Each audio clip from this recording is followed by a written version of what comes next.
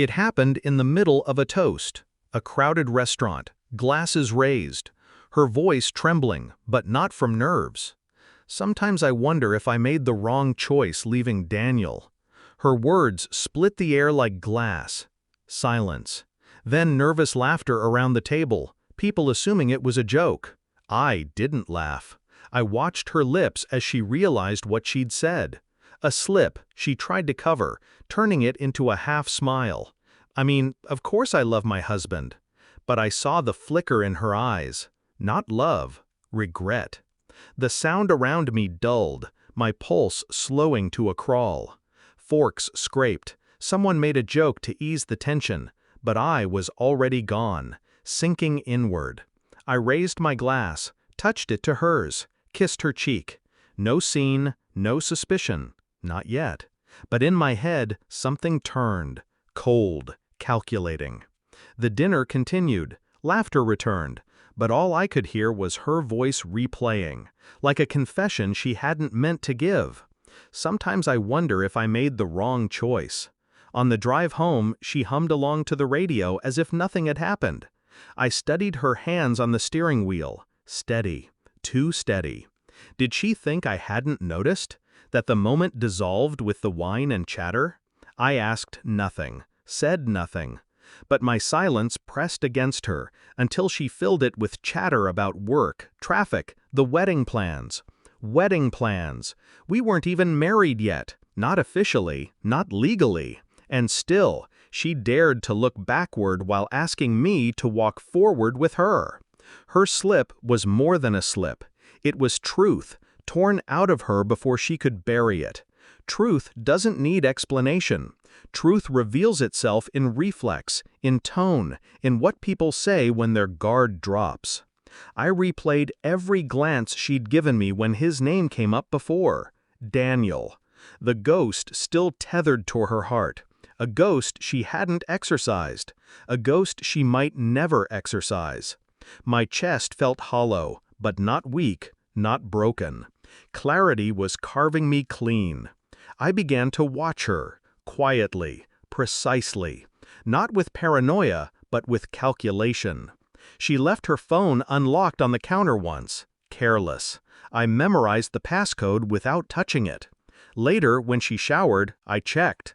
Texts buried in the archive. Not new, old, months old. She hadn't deleted everything. His name appeared. Short exchanges. I miss you. Her reply, don't. Not denial, not rejection. Restraint. That single word told me everything. She wanted to, but wouldn't. Not for me, no. For the image of fidelity. I dug deeper. Emails, social accounts, bank statements. A transfer, small but telling.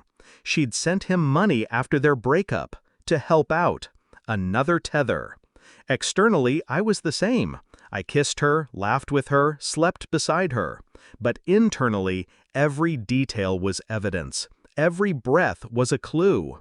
I even requested a record of her calls. She didn't know. She wouldn't know. When you wear a mask long enough, your victim never sees the eyes behind it.